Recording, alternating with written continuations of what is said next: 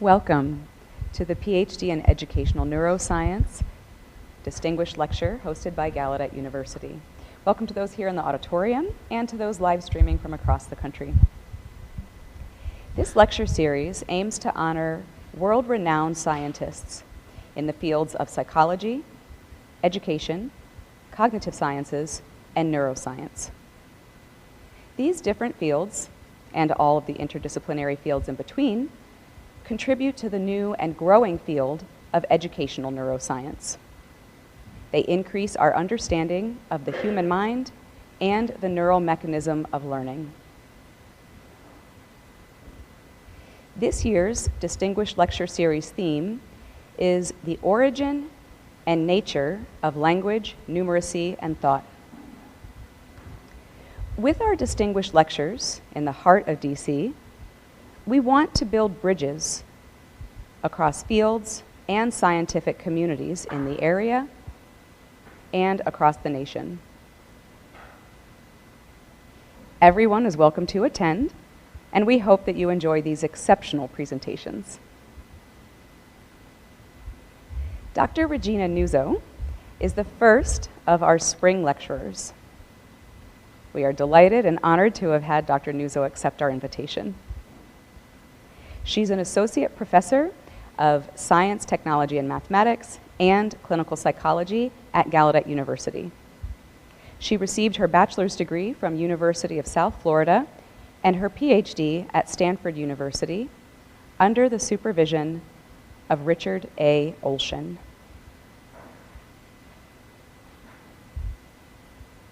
She earned a graduate certificate in science writing at the University of California, Santa Cruz. Her work has appeared in numerous journals and publications, including Scientific American, Reader's Digest, the New York Times, the Los Angeles Times, New Scientist, and Nature. Dr. Nuzzo also received the American Statistical Association's 2014 Excellence in Statistical Reporting Award. Dr. Nuzzo is widely recognized for her research on statistics and data analyses. She has researched statistical errors, functional data analysis, box plots, statistical power, correlations, means, and Bayesian approach. Much of her work focuses on the theory of the p-value and how it should be interpreted in scientific research. Today, we'll learn more about Dr. Nuzzo's p-value skepticism and statistical analysis principles, and how they're fundamental to the field of scientific research. Again, thank you, Dr. Nuzzo, for honoring us with your presence here today. The title of today's talk is How to Not Fool Yourself with P-Value and Other Statistics. And now, please join me in welcoming our own Dr. Nuzzo. Thank you so much.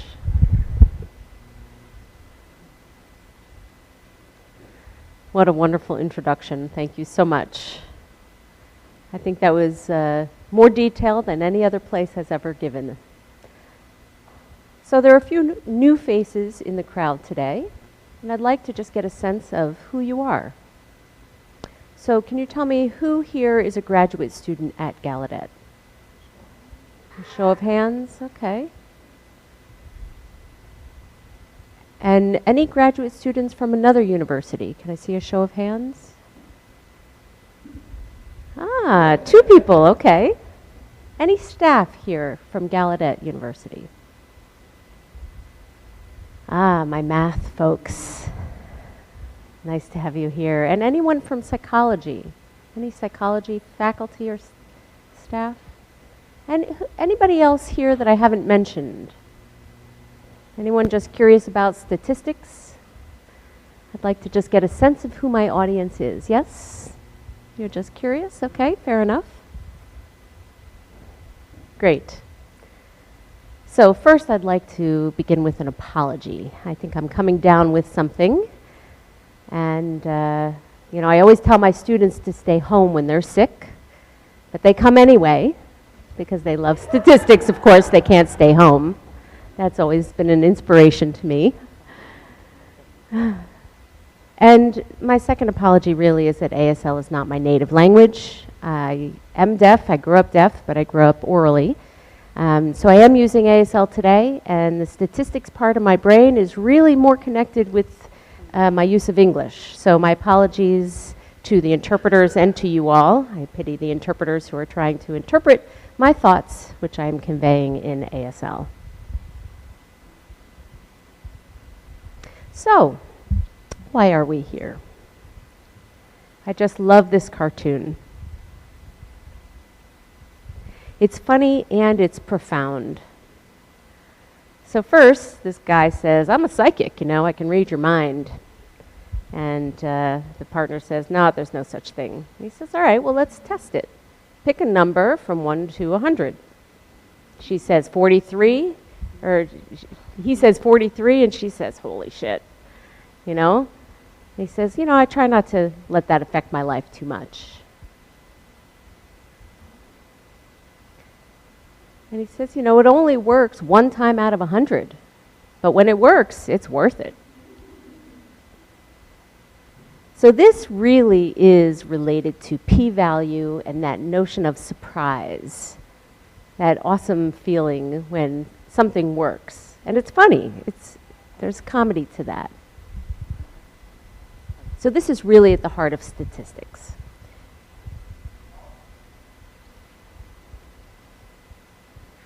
So a lot of people in the research community and the publication community have seen that something is going wrong. The publication of our scientific journals has shown that their replication is not necessarily possible. So researchers are trying to replicate other research studies and having a difficult time. They're getting different results.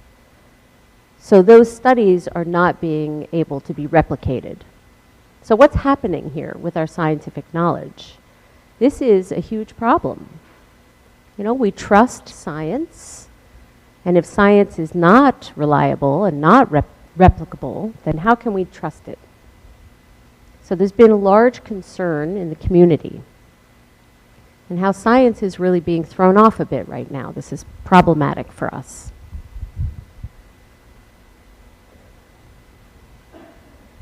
Now this started with this gentleman. This is John Ioannidis, and he's from Stanford University. He published this article in around 2005, and he said that more than half of the published findings in scientific journals are incorrect. More than half. And he actually got these numbers from real evidence. And this had a huge impact on the community. This was like a big bomb that he dropped in the community. Almost like people thought it was the end of the world.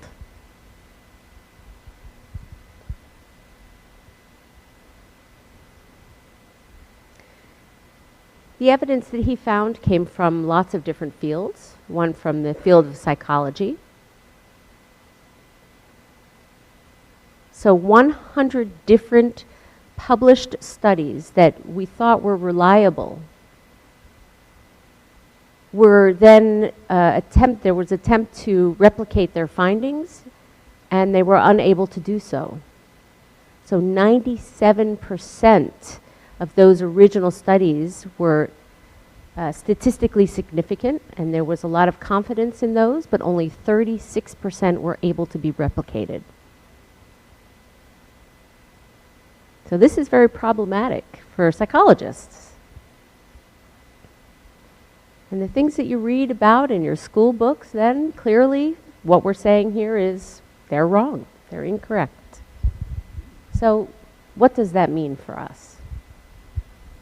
This is the p-value right here for the original studies. So that's a very small p-value, which is good, right? The smaller the value, the better. That means it's highly statistically significant.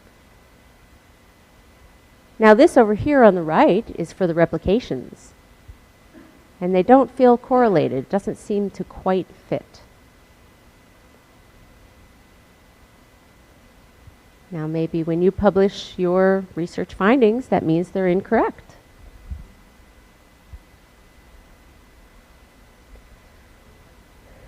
Now there are various reasons behind this failure and the failure to reproduce.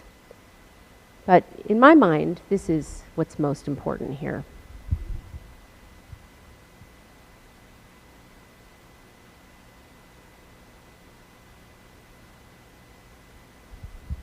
This is a statistical tool. It's a method.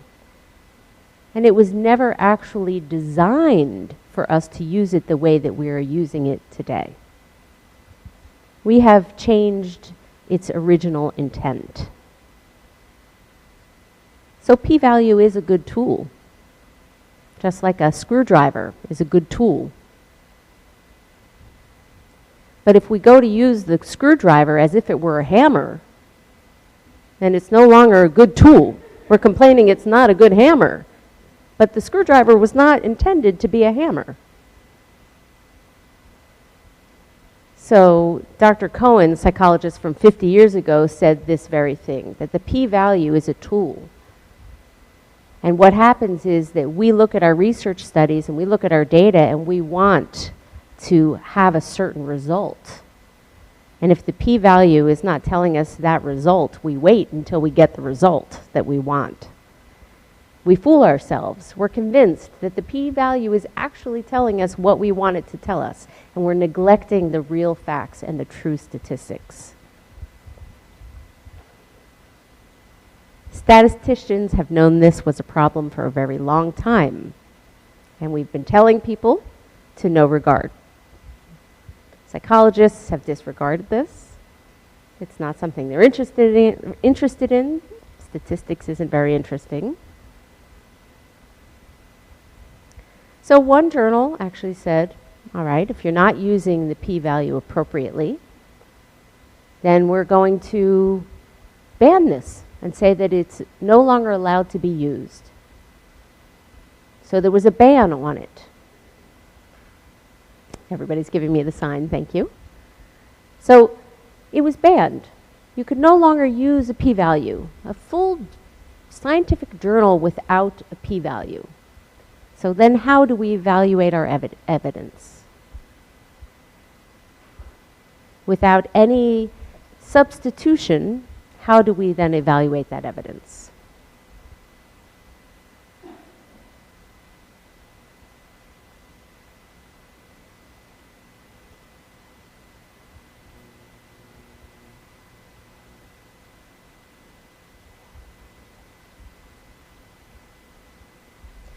So the ASA, the American Statistical Association, finally, 2 years ago, put out this statement and said, okay, maybe we really do need to come up with some sort of statement so that people know and how to interpret p-value, and then we can have some seminars, workshops to explain this. So this is a very non-technical statement, and it is meant for a broad audience. And it's really not very technical because it is for a general audience, and therefore it's not a very strong statement. The intent was good. The result was not so good. So statisticians are not always the best communicators. 1 year after that, we came up with this.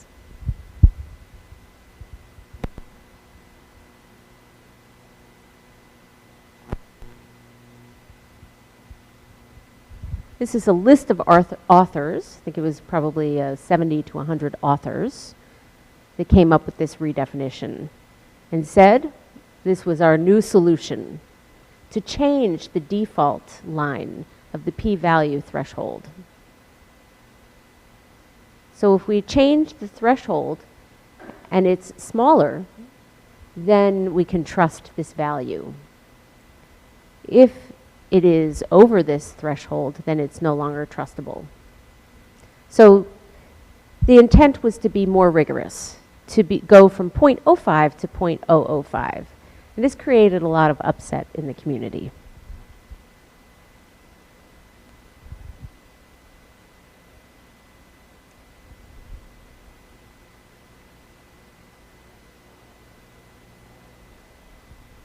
There was a lot of debate in this regard. You know, we talk about math, statistics, that's very important.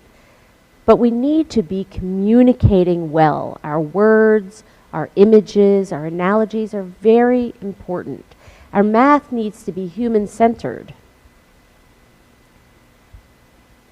P-value, 0.05, whatever that means, the computer can calculate, but we are humans. We are not the computer. And the computer likes the, binary language of ones and zeros, but the human brain does not operate that way. The human brain needs true stories, needs to connect with an emotional experience so that we can connect with those numbers. And we all have biases. The human brain has biases. And we need to not neglect that part and look at why we are neglecting it.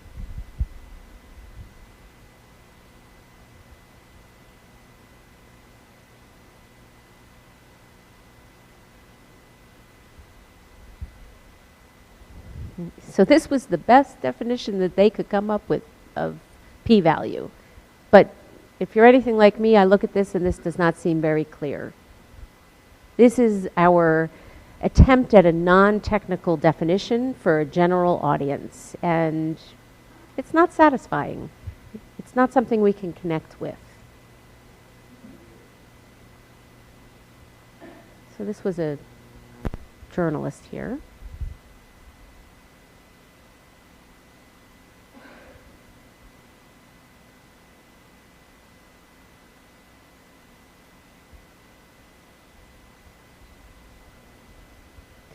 So this journalist said that was a bad explanation, and I'm going to give it a second chance. But unfortunately, the definition is incorrect. So it's good to try to clarify the definition of p-value, but then I think it's kind of ironic that here we are complaining about p-value definition, and the reattempt is completely incorrect.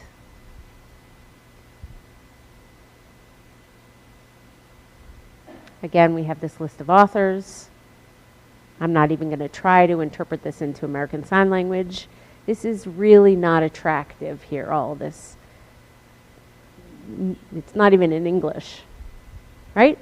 This doesn't feel useful, beneficial, or helpful at all.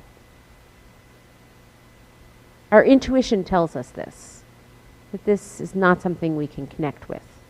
So then, how do we approach this? My notion is that communication is very important.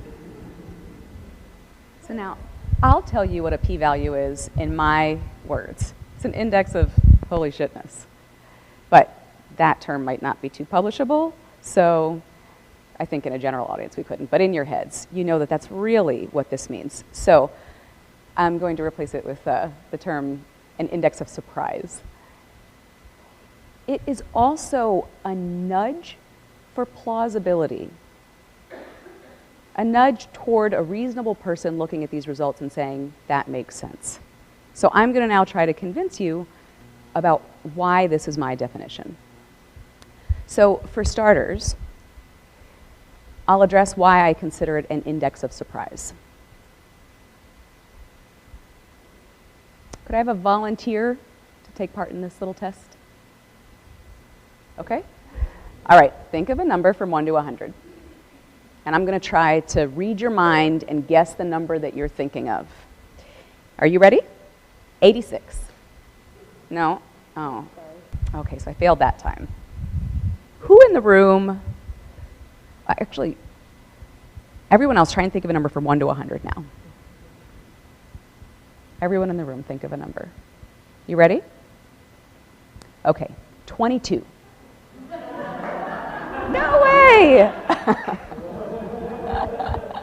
The president of Gallaudet University thought of the number 22. We are really in the same wavelength. Awesome. Were you guys impressed?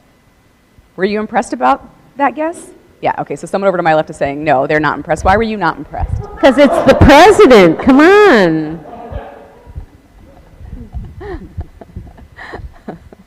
Oh, that she's the one that has a special skill? Okay, so I got it right.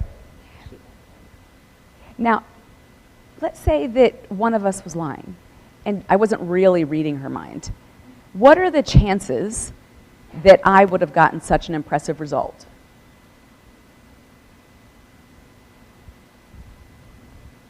Oh. 1%. Great, a former student of mine, thank you. Yeah, 1 out of 100, right? I told you to guess a number from 1 to 100, so my guess is random. Chances are 1 in 100 I'm going to get it right. 0.01 then is the p-value for this experiment, so that's impressive. But how many times did we repeat that experiment even just right here? I could sit here with the president all day and then keep doing it, but I don't know how replicable it is. I could do it 1 time, and at least 1 out of 100 times I'll get it right. Now, let's say I ask you to pick a number from 1 to 10. You ready? Number 1. Okay, so more of you pick that number. That's easier, right? What's the p-value here? Right, 0.1. Can we publish with this p-value? We couldn't, because the result's not very impressive. Likewise, let's say that we have a coin flip. I'm going to flip a coin, and you guess whether it lands on tails or heads, okay? Someone else here guessed tails. What's the p-value in that scenario? Okay, 0.5. Still couldn't publish with that one. But let's say that you try doing 5 coin flips and you get all 5 right. That's pretty impressive. That gives you a p-value of 0.03. Now it's publishable. Now, the same thing goes with p-values in general. We learn about the normal distribution and the z-scores.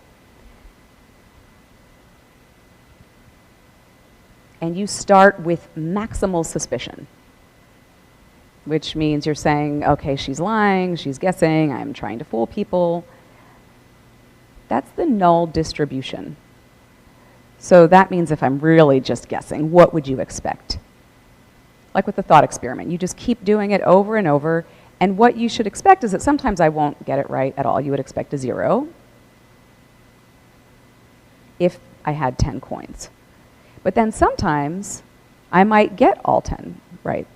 So those are at the ends because it's unlikely that I'm not going to get a single coin flip right, and it's unlikely I'm not going to get all 10 correct. But it could happen, so they're at the tails.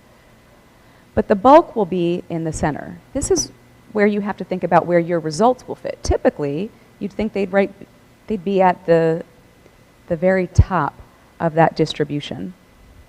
What we're asking is that 5.5% of the time, or a p-value of 0.055, I get the coin flip right.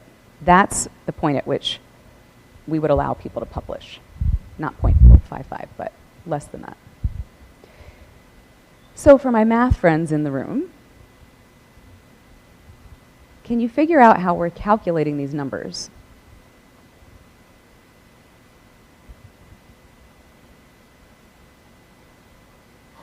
The formula for S, if we're talking about S, so instead of the numbers 1, 2, or 3, I'll just replace it with the variable S. What's the formula? Oh, everyone's too shy. No one wants to give it a try. So the formula would be 1/2 S, or to the S. And so it's nice to be able to put this into a mathematical formula, because then you can also make the formula say the reverse. And we can understand them as little bits of surprisal.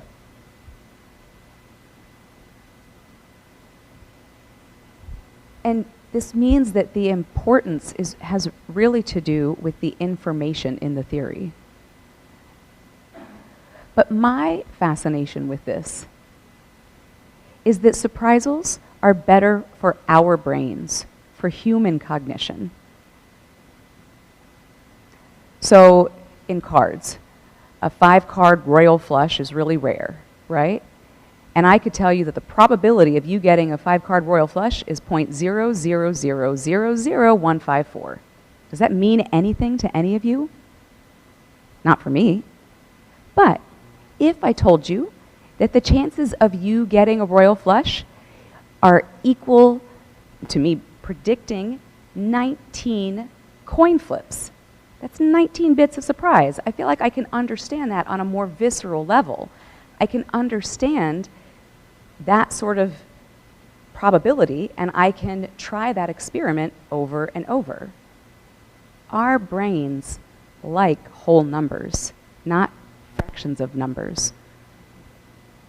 Numbers and things that we can see, whole numbers, are much more intuitive for us. So why don't we just convert p-values to a scale that we can experience? To bits of surprisal.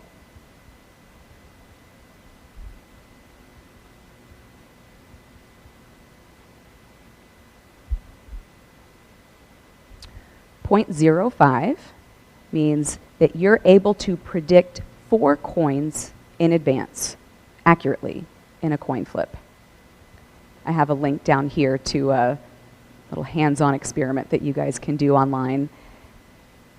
And you can try it and just keep guessing these coin flips. And you'll guess some right, and you'll get a sense of being proud of yourself and impressed about how many coin flips you're getting right. But is that the answer to everything? Of course not. .5, you're not really, at .05, you're not all that surprised. Now, if you were to get 7 or 8 coin flips right, that's pretty impressive. When you get to the level of getting 10 or 11 coin flips right, that means that your sense of surprise should be the same as your sense of surprise when you get a p-value at that same level. So, if you're not too impressed by my predicting of 4 coins, then you can't really be impressed with a p-value of .05. But we want people to be impressed. We want impressive results when we find them publishable.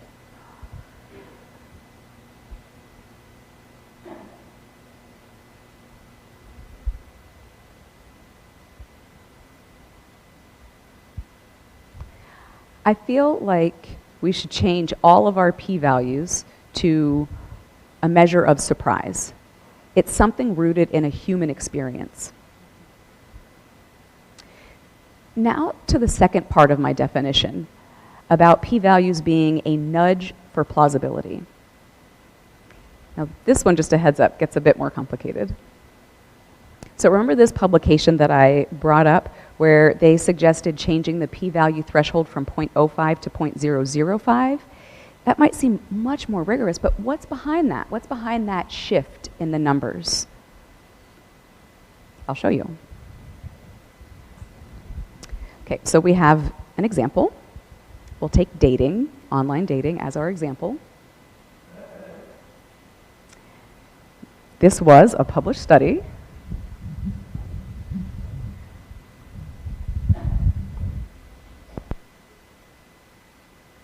So do a quick survey.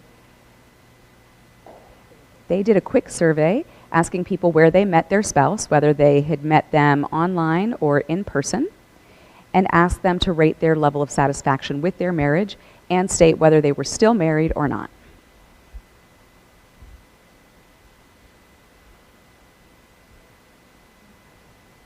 And eHarmony sponsored this, so that right there should sort of raise your suspicions. And then I actually wrote on the same topic for Nature because I was skeptical about their results.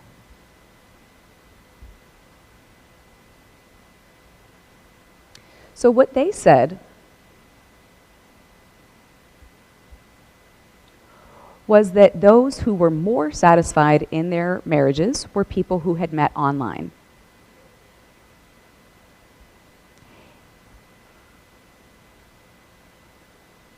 And for divorce rates, there was a difference of 1.7 percentage points. And that's not really all that big. That's actually rather small. The p-value that they reported was 0.0495. So it was less than 0.05, but they just said that the p-value was less than 0.05. So they were sort of intentionally vague about just how much below 0.05.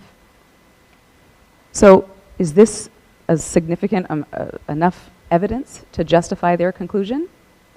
Here's where we get to the complicated part. You ready? Here are some thought experiments. I love these.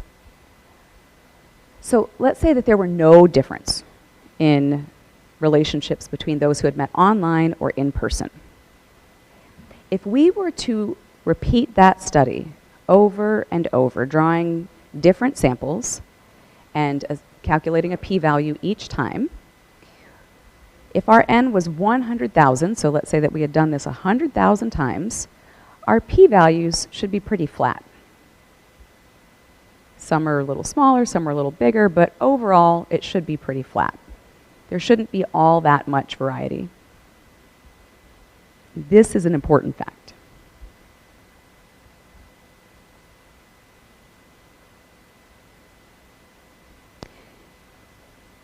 The p-value is along the x-axis and the y-axis is frequency. Now, let's say there is a difference, but a small one, but a difference nonetheless. Let's say that it's 0.7 percentage points of a difference. Then this is what we should see. Do you see the way in which this changed from what we just saw? You see that the bars are a bit higher on the left. That means you're more likely to get a smaller p-value, and that makes sense because if there is a real effect, then you're more likely to get a pretty good p-value. Now let's double that and see if we get a bigger effect, which you do, and you again do when you double it here. So why is that happening? It's making sense, right? If it's a really big effect, then it should be easier to find, which then means that you're more likely to get a good p-value.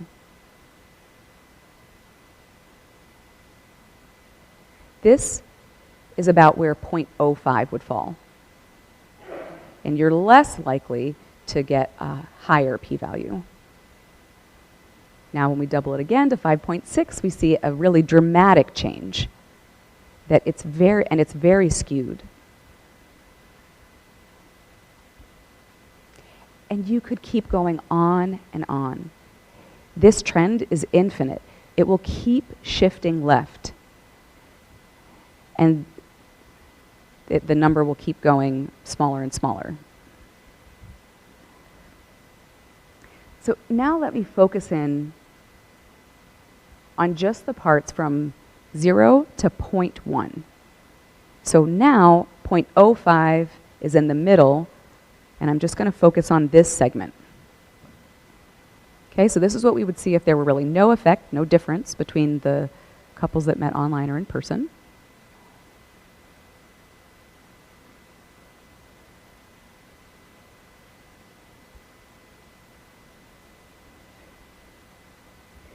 And I put down the standard effect size for each of these graphs. That's what the symbol is for that you see here on the left on each of these. This sharp upturn here on the bottom right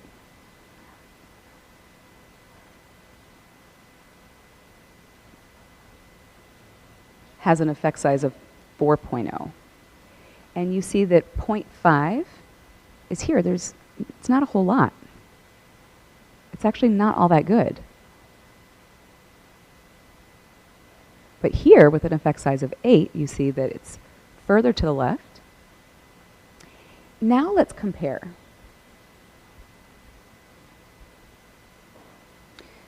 The red indicates the null hypothesis, and the green bars represent our findings, or the truth.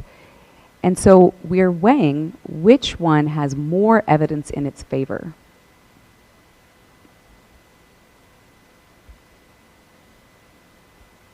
You see here that there's really nothing in the bottom right. So let's just focus on what we see at 0.05. If there's a small effect, then it's pretty balanced. But when you get down here, as your effect size gets greater and greater, that amount goes down at 0.05. So that means if you actually get a p-value of 0.05, the probability of there being, it's very probable that there's no real effect. Like what you see here, there's actually nothing. And that is a big problem. That means that at 0.05, we actually don't really have good evidence for our effects.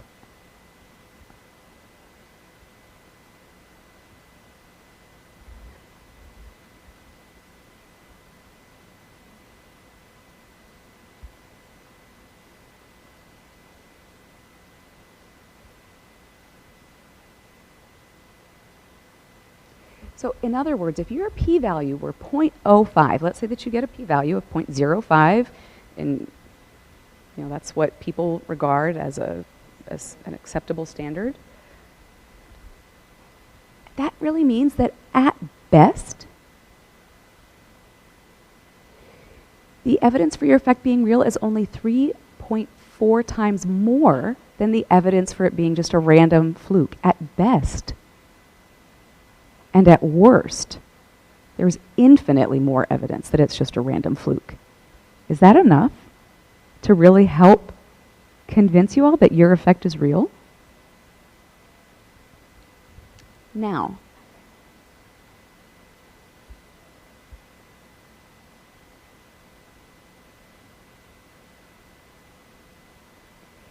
if your p-value were 0.005, then at best the evidence for your effect being real is 27 more times. You went from 3.4 at 0.05 to 27 times more at 0.005, which is right here. You see that there's a greater proportion of green to red here and here. So it's better. And that is the reasoning behind this proposal to shift to a new threshold of 0.005, because it is only at that point that you have more evidence on your side. And I'll show you why exactly.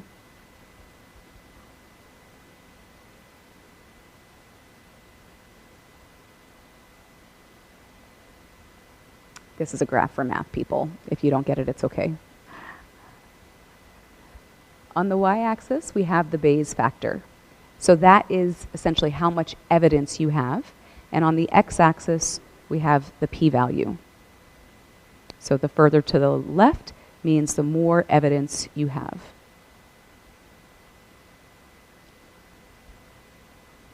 Okay, so why is that important? I'm sure most people in the room are familiar with Bayes' theorem. Show of hands if you are familiar with Bayes' theorem. Okay, so smattering of hands. This is on one end of a philosophical divide, that Bayes takes a different theoretical approach.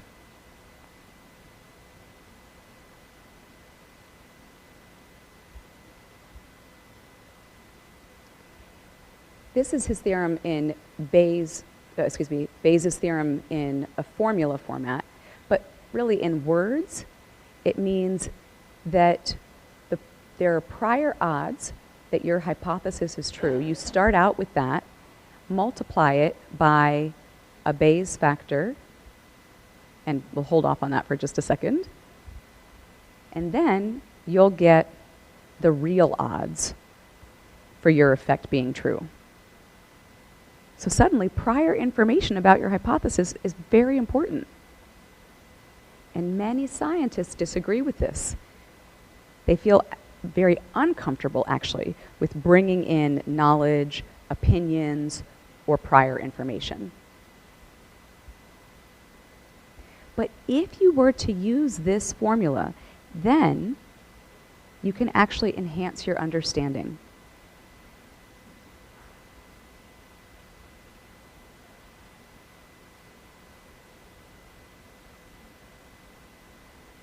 So again, when we start talking about odds, like 1-to-1 means that it's pretty even.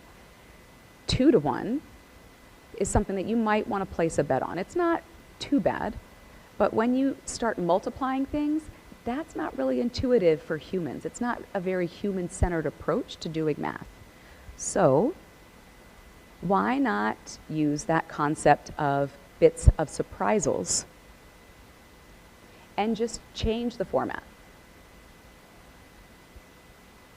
Because the concepts are equivalent, but we're just putting it in a way that makes it more human-centered.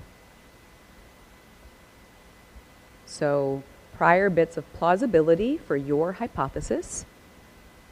So that means you're bringing in the information that you already know about your hypothesis, and then you add to that more evidence from the data.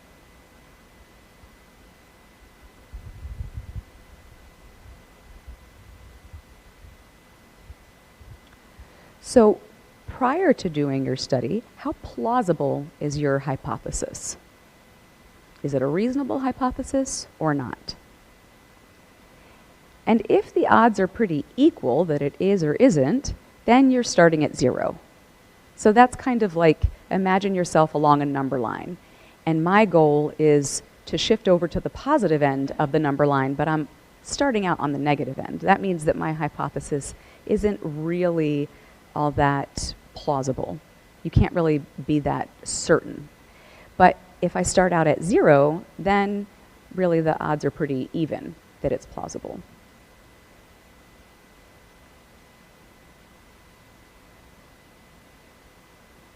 But what many people say is that that's a little too far. If we already know, then why are we testing it? If we say that our hypothesis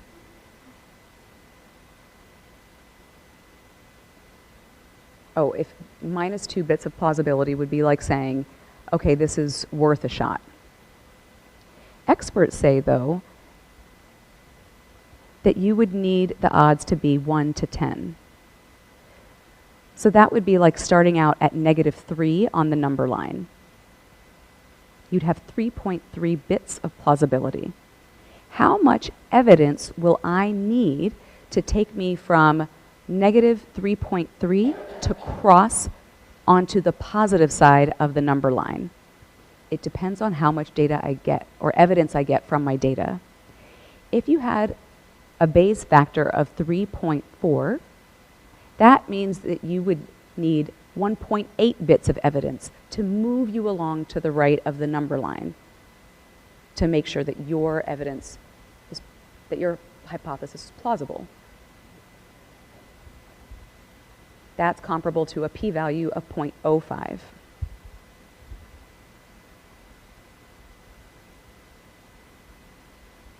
So let's say that I'm starting out with 1-to-10 against my hypothesis. That means I'm starting out at -3.3. And then that means my p-value is 0.05. Currently, this is where we feel that information is publishable. But that doesn't even, I'm not even past 0 on the number line. The evidence that I have is actually insufficient to bring me past 0. So I could even say, well, randomness is actually just a better explanation of your data at that point, and that is a problem.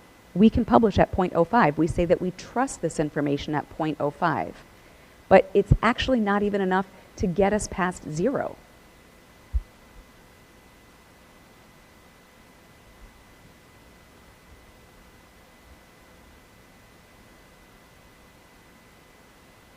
Now at 0.005, now you would have enough to get you past that threshold of 0.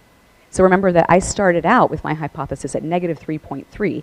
I need enough bits of plausibility to carry me along the number line to get me into the positive side. Imagine that you change your p-value into a line like this. You'd be pretty worried about where you are when you're at 0.05. Using 0.005 would really change things.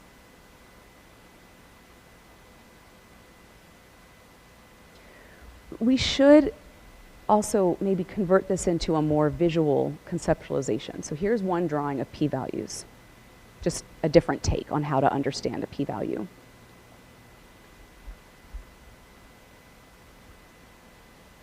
If your p-value were 0.05, that's the container on the far left, the chances of your hypothesis being true, or the chance of the effect being true, is only 19.35%.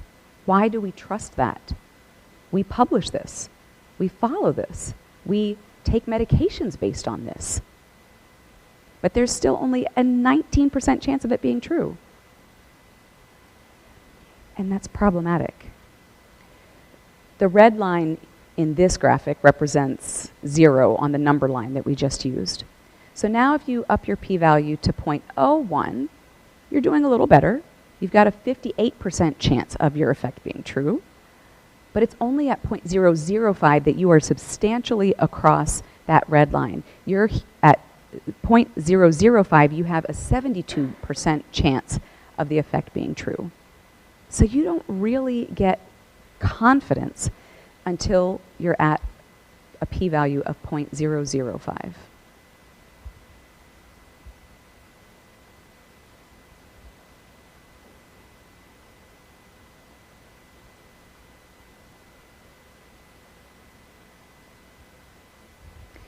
Now, one problem is that we use p-values like saying, well, okay, we've done this one study, and that is supposed to tell us about the truth. And we now have scientific truth, and thus have more knowledge. I question that. I think we need to change our point of view. The thing about science is that we move incrementally. Again, think about yourself moving incrementally along a number line, study by study. Let's say that one study takes you in the direction of the positive end of the number line, but let's say another one moves you back. For example, studies about smoking and lung cancer, right? We started out very highly skeptical, so very on the far negative end of the number line, and as more and more studies were done, we shifted closer and closer towards the positive end. Now, all throughout, there were some studies that bumped us back towards skepticism, so further negative on the line, but eventually, we're firmly rooted on the positive end. So it's not just about one published study giving us new knowledge, but the accumulation of it that really leads us to new information. So you have to read other studies, think about these studies, and then create new studies based on old evidence. So any one new bit of evidence doesn't mean that we've now arrived and that we're all done. And I'd like to reiterate that human-centered communication can be what drives this change from 0.05 to 0.005. When you tell me these numbers, I can't really get a sense of what that really means. But when you put it in terms of a number line and moving myself bit by bit from the negative end to the positive side, then I can understand that a bit better.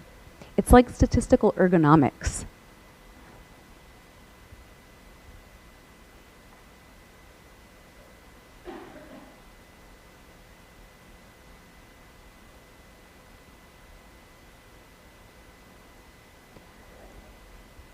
Ergonomics is about the fit between something. So when you think about chairs or the seat of your car or your shoes, the arrangement of an auditorium, we think about ergonomics for our physical space. We apply this concept to physical spaces and making sure that they're human-centered so that our physical spaces don't limit us. But when it comes to statistics, we ignore that. Instead, we force humans to just learn better or remember these numbers better. Why do we do that? Why not change our point of view and include understandings from what we know of psychology and accept our human limitations and accept our human brains and use what we know to change how we see statistics? And I think that can resolve some of these issues that we see with reproducibility, because then you can understand what you're doing. And if you understand what you're doing, then you won't misinterpret or misunderstand your findings. I do think it's possible for people to start understanding, and once they do, they can change their approaches to teaching, to designing and developing new methods, and to communicating. For us to really think about how to communicate statistics better, borrowing from what we know of psychology. I feel like that can really change our scientific research process. And that's it. I got done early, so any questions? We've got plenty of time for questions.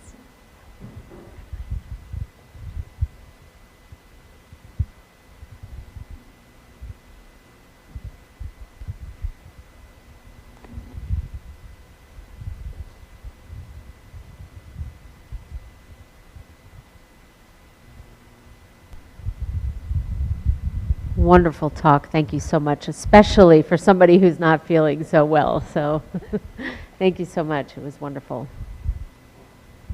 So near the end of your talk, you talked about smoking and it causing lung cancer, and how at first the studies didn't find anything, and then the more studies that were done, the more evidence they found. And that really applies to my research in the sign language community. So the more studies we do, the more we're finding, but the end isn't changing. So how does that impact the way we're doing and what we're doing in terms of the increase in evidence?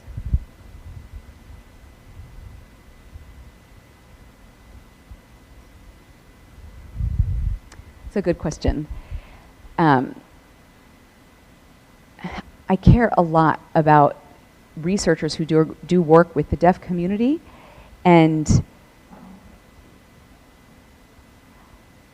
I think that this sort of crisis about the confidence in our findings hasn't really hit the deaf community yet, but I think that it will, especially as people start to try to replicate studies and aren't able to.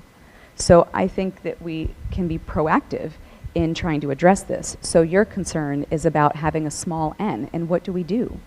One way is to build that information. That will require more collaboration, more maybe making your data available, maybe making your data publicly available. This is something that I've talked about with the students in the Penn program. Maybe we could create something like, and Gallaudet could be a leader in this area, where we make everything available online and make our data open, which then enables collaboration. It makes it easier. And then someone from another university could just register to use that information in the database, and then you can share what's in the database. So that's one way that you can do that within the field. You could also use a standardized survey. This was another idea that came up in the conversation with the Penn students. So you might have, let's say that you develop a methods survey, and currently every researcher uses their own survey before they have a participant take part in their study. Let's say that there's a standardized survey. If everyone has their own version of it, then it makes it tougher to really compile and then work together. So instead, the deaf research community is small enough that I think we have the ability to create something like that, and in that regard, we could really be a leader for how other fields could also address this issue. And it's not really about increasing the rigor for the sake of rigor, but really about increasing our confidence and just strengthening our results. So I think that part of the answer to your question has to do with collaboration, and then also with methods like doing meta-analysis. So meta, of course, meaning that you'll analyze other people's analysis. And that is tougher if everyone did something different. But if their approaches were more aligned or their analyses were more aligned, then it'd be easier to do meta-analyses. Now, also, if you take a look at your work and make sure that you're building upon what you're doing, sort of like paving a path, then it makes it easier for someone to walk along that path and then continue paving it, rather than starting to pave several different paths. Hopefully that answers your question.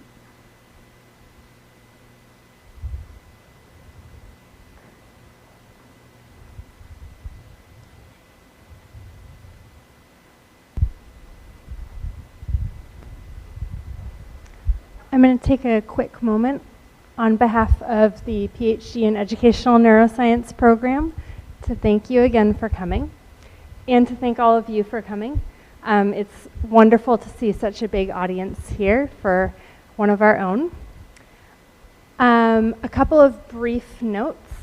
We do have some surveys that we would love to gather your feedback about this presentation and this lecture series, so if everyone in the audience can make sure to fill one out before you leave. We do have a good amount of time for some more questions, so I encourage anyone to come up here. Please do make sure you come down onto the stage because we are live streaming to the world right now.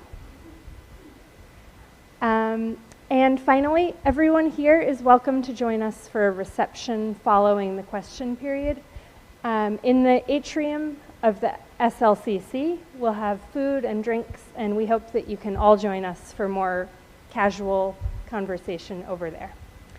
And now I'm going to open it back up for more questions, so please. And actually, could I ask a couple of questions then? How many of you have thought about how our community can improve the actually, I'll hold that question about research in the deaf community, and I'll let this person from the audience ask their question. I'm not sure if you can easily answer this. My question is about Bayesian statistics and how probable your hypothesis may be, you know, and how easy is it for us to set up a study with the Bayesian numbers?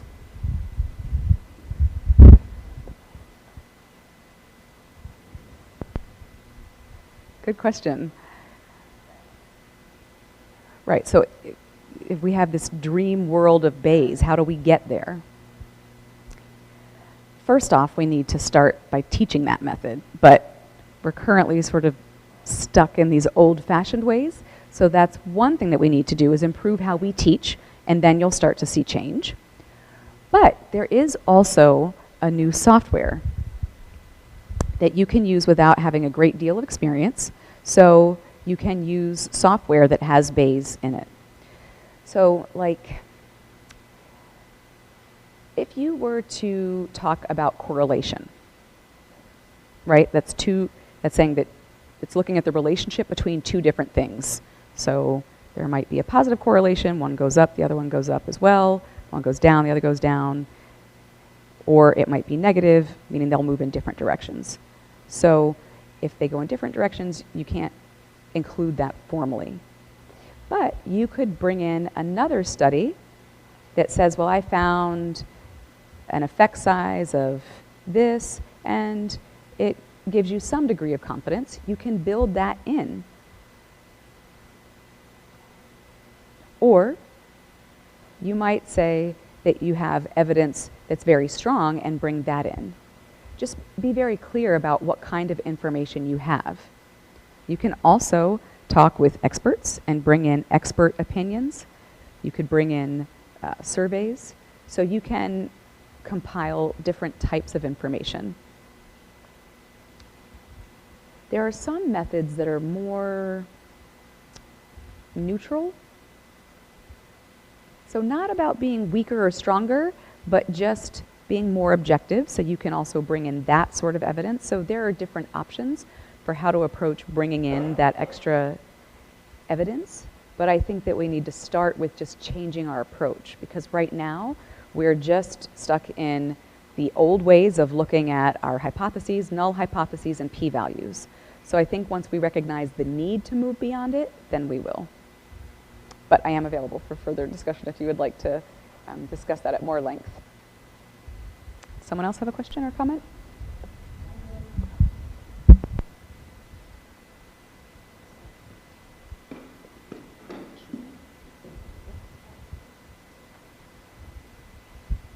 Thank you. I really enjoyed your presentation.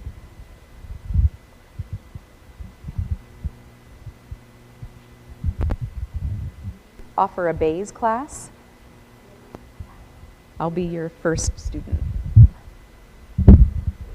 So my question is related to the p-value and the change you're suggesting. You're suggesting to move from a 0.05 to a 0.005, right? And you make a comparison with the Bayes prior of minus 3.3, right? Yes, I think that's 3.3 or minus, or right. Yeah. Correct. And my question is related, not all hypotheses might start at a minus 3.3. And how do we then adjust our bits of surprises, or when do we then consider then it's a significant effect? Because depending on the type of field and the studies, these priors might change considerably, and therefore the 0.005 might not always apply. Right. Great. That's an awesome question. Very good question so far. So, going back to that negative 3.3.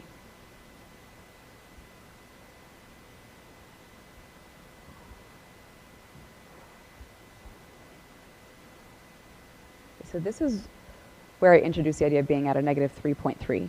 Many studies have shown that using prior odds in science means that you should be more skeptical, right? And I mean, that's what most people say. So that's our default. That's where we're starting. And that's the kind of evidence that I'm interested in collecting. But how do we improve that? How do we improve your prior odds? Right now, what we often do is encourage researchers to collect a lot of information, information about all kinds of characteristics, and then run some analyses, and whatever comes up as significant, great, run with that, publish that, and ignore everything else. That means that you have already entered the system with really just a lot of uncertainty and just saying, well, let's see. I may have evidence, I might not. You don't necessarily have evidence that each one of those things is true. It's equivalent to just fishing or p-hacking. It's like just randomly fishing and trying to grab whatever comes up.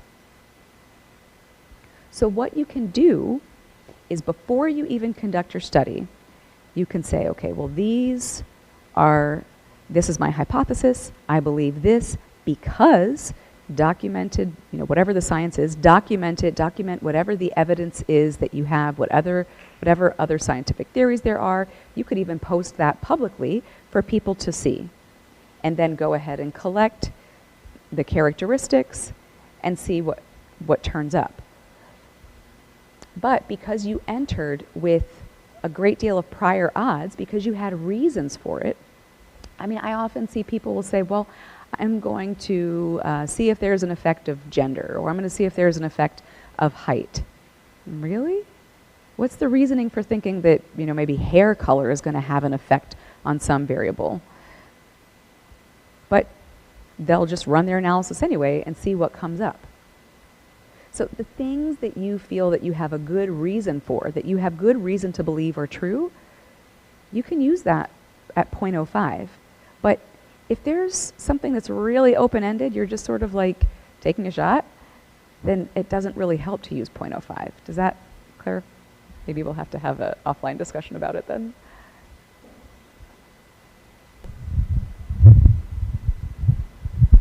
Thank you so much. I really appreciate your lecture, and I think everybody else in the room did as well. So am I clear? Everybody can see me okay? I need a little bit of theater training, I think. So it's a wonderful discussion, and I'm just wondering if there are other ramifications for a multivariant regression. So any additional considerations for that multivariant regression? Tell me more about what you mean. So p-values with one simple variable. No, you got it? Okay. That's a more technical question about regression. So that has to do with goodness of fit and having a line and how well your data fits that line. So you could just throw different variables into a regression and then see what comes up. We face the same problem with p-values. But there are different ways of trying to, or different techniques for trying to prevent yourself from finding something that you just feel like is true. There are more technical, mathematical, statistical ways of doing that. So let's say that you start with a small model and then you build more into it. Does building more in really increase it a lot? If it doesn't, then don't use it. So build your model in a way that makes sense. It's not just that more complicated is better, like Occam's razor. It means that sometimes the simpler solution is best. So start off really simple and just make your model more complex incrementally and for good reason each time. Does that address your question? Okay. Thank you so much. Wonderful lecture. Could you tell us a little bit more about how your approach is different than focusing on effect size, again, as compared to the p-value?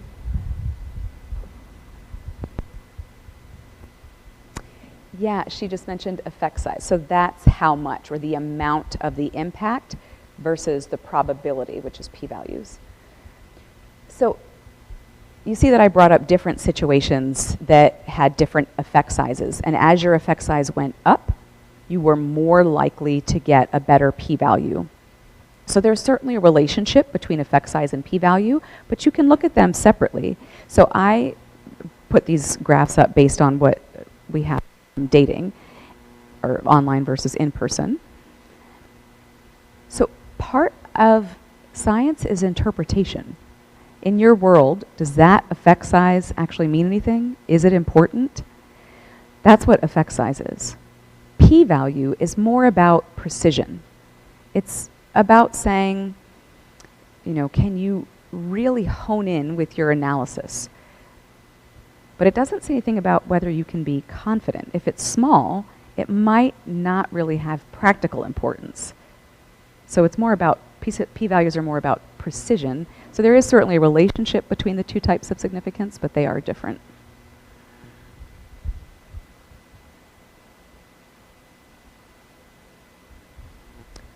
So I have a question for the audience then. Do you guys have any ideas for how we can make the deaf research community better and how we can improve how we approach this replicability problem? It hasn't really hit our community front and center yet, but it will, because it's already becoming a crisis for other fields, including psychology. So how can we improve our approach? Any ideas?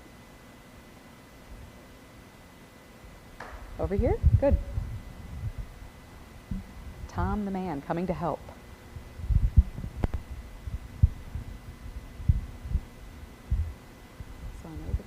So I know that the trend in science right now requires that scientists actually do pre-registration. Right. So they do their study before they actually run the study. They register it before they do that. So we're talking about predictability here. So you have to guess at your effect size, and you have to send this somewhere, and there's some place where you just send this information to pre-register, and then you're good to publish. Then you run your study, and you don't get statistically significant results, say, for example. And that's the point where you start to fish, because then that helps to set up your next study. So you have to have a place where you really need to figure out why you're not getting the results that you want, or why you're getting the results that you did get. So that's important information. So we're not stopping if we're not getting the statistically significant results. So I saw one journal where it was talking about how we do accept those results. And if you don't pre-register, right, then you're not selected, then that's different. So as a scientific community, if we say, you're telling us before we actually, you're telling us to do this before we've actually done our study, and then we're running our study and nothing's happening or we're not getting the results that we need, then what? The journals really need to be accepting of whatever we do find and our ideas as a scientist. So what's the next step? Where do we go from there? How do we deal with that?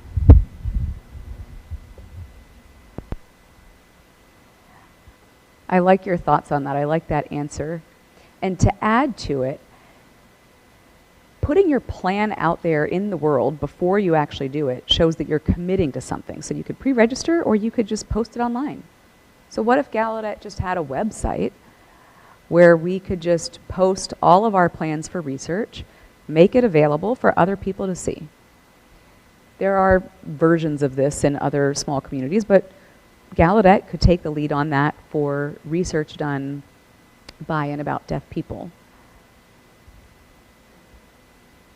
Now, if our results were significant or not significant, we could still make that available online so that it's there for people to see.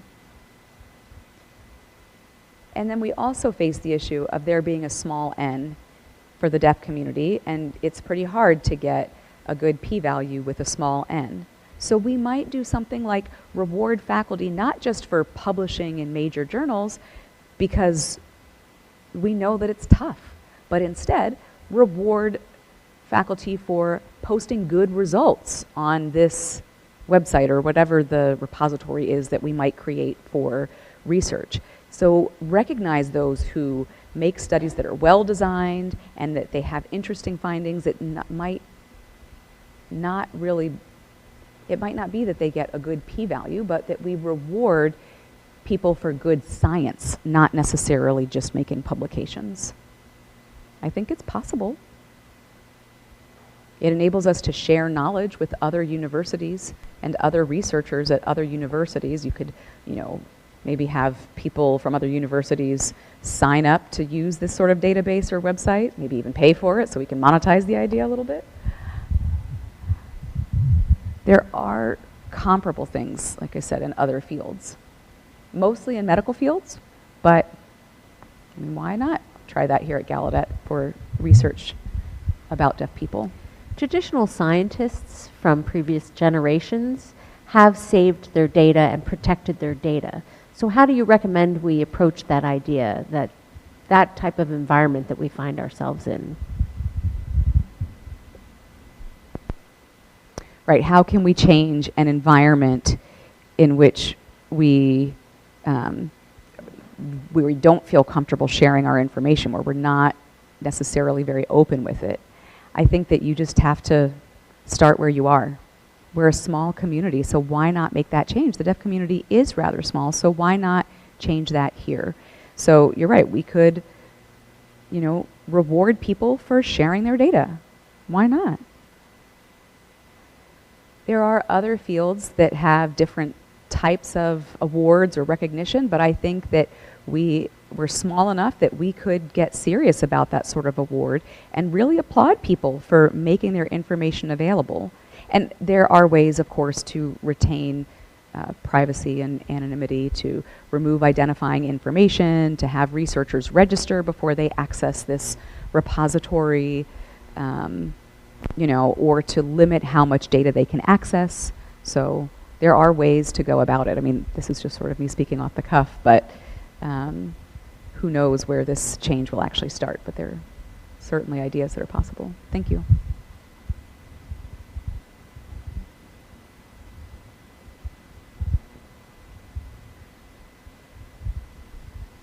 So I actually brought this up in a smaller group and asked the same question just a few hours ago, and I'd like to just ask it again because I'm not sure if it'll be beneficial for everybody else. But I'm talking about a comprehensive language questionnaire, where we just cover basic areas. All different departments and fields use specifically these questionnaires for the deaf population. If we did this and we had it for specific, it's just comprehensive, basic language history, background history, so that we could stockpile this information for all of the researchers to use. I love that suggestion. You could standardize your measures. So instead of each researcher coming up with their own survey, you could create one standard demographic survey, and then everyone uses and shares that. I like that. How about you take that on? I'll let you lead that effort. I actually think that that wouldn't be too insurmountable to take that on. I think that with some collaboration and teamwork, it seems doable, but maybe I'm being overly optimistic.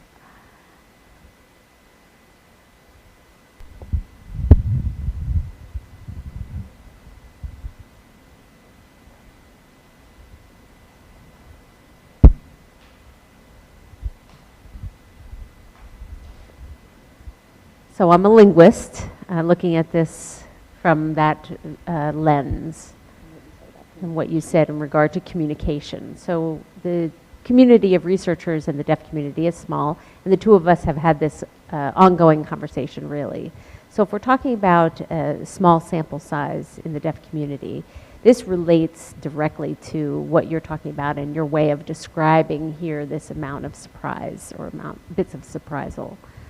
So with a small sample size, a small n, our amount of surprise really is proportionate to the larger amounts of surprise in a larger n. And so we need to be able to translate that to what's happening in this small sample size in the deaf community to what's happening in the larger context in the larger community. So how do we translate that from the smaller context to the larger context? And I think that that is the communication that needs to happen, and the threshold for our community as proportionate to the threshold in the larger community, and then how we communicate that. So I agree, we need to share our information, share our data, all the background knowledge and information and so forth. And at the same time, we also need to share our approach to communicating this information, getting the word out in a broader audience so that it can understand why our sample size and our n is so small and why it still has a large impact. And we need to talk about how to communicate that issue. And so it's more of a comment more than a question, but how we collaborate statistically, our research, how we communicate all of this and put it in a package altogether. It's funny, I hadn't actually thought about the connection between statistics, a small community, and communication, but you're certainly right. And we also it also protects us from overselling our results. We can say we have confidence in our results and we can communicate how much surprise or how much plausibility we have.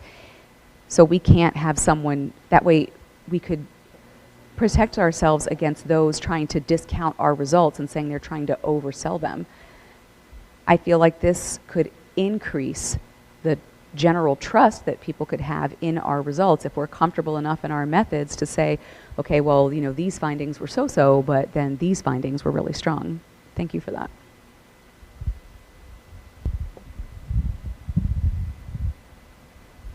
More attempts at solving the world's problems?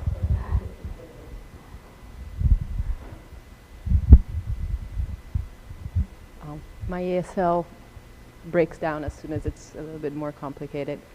So it's to connect again to what Lauren brought up, that yes, sharing data is problematic because it's very expensive to collect data, so researchers usually are not very encouraged and happy to share it. But now NIH has been implementing more and more sharing, especially neuroimaging, and it's forcing, if they're subsidizing, then you have to share it, which hopefully is going towards that direction.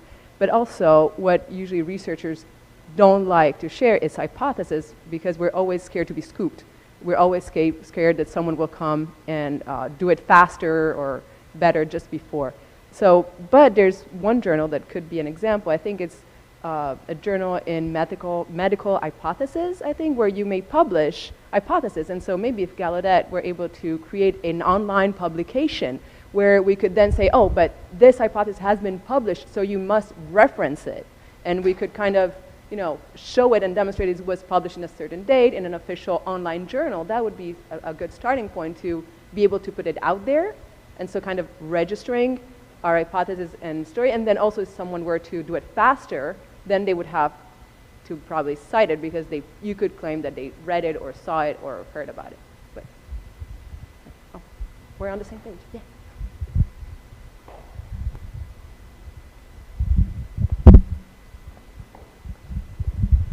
Is anyone taking notes? I feel like we've got so many good ideas that have already been brought up. I've thought about that, and that a journal like that would be an opportunity for us to be collaborative and to still protect our own intellectual ideas, but still share. But starting a new journal is a pretty daunting task. But there are certainly ways to make the same sorts of things available, or ways to address that. It's a good point.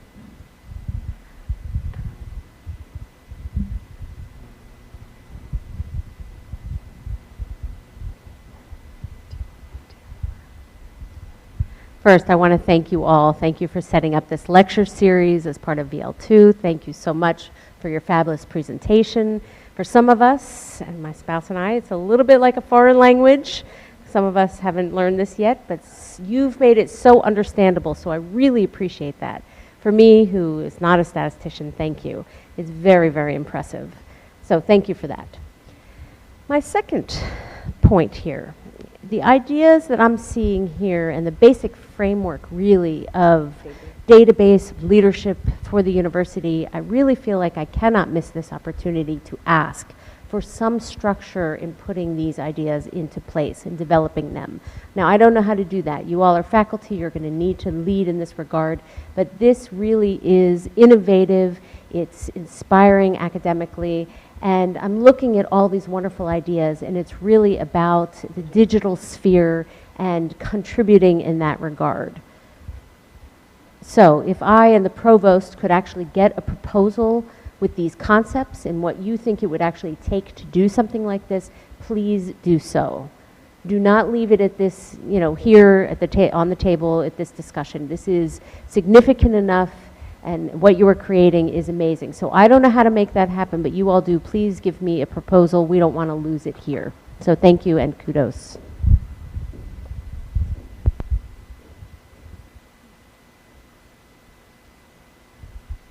Thank you for that. I'm certainly excited about these ideas. Tom is, looks like he wants to say something else too. We're also talking about things that will lead to a need to redesign faculty structures and how we are rewarded or ignored. Well, I'll let you take the floor, Tom. Go ahead. Right. So I was actually just going to say exactly that. So involving some sort of change in the culture. And I think that science is becoming equivalent to improving the lives of the people that we serve. So as we are all about continuing to get tenure, we also have to think about how our science is being used.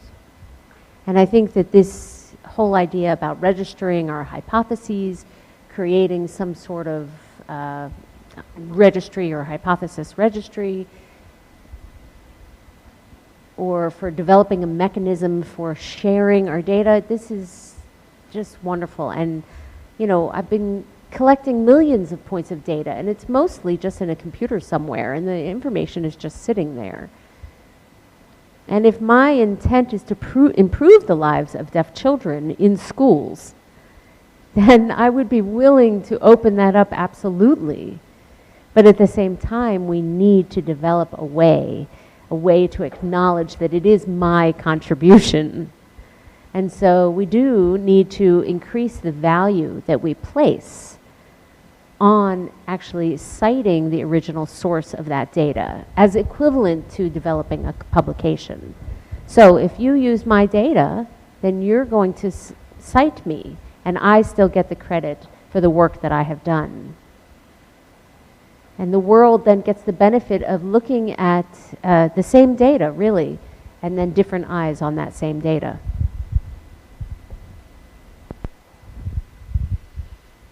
My mind is just racing. I think that what you've said is certainly fascinating. I think the whole idea of sharing information among the broader community is virtually impossible because it's just far too big. But in the deaf community, we are small enough that we can really take on this culture change and understand the ways in which it impacts systems that are currently in place and really implement change. Are you making note of, Tom, are you taking note of these ideas that you've just brought up? Honestly, no. Someone should.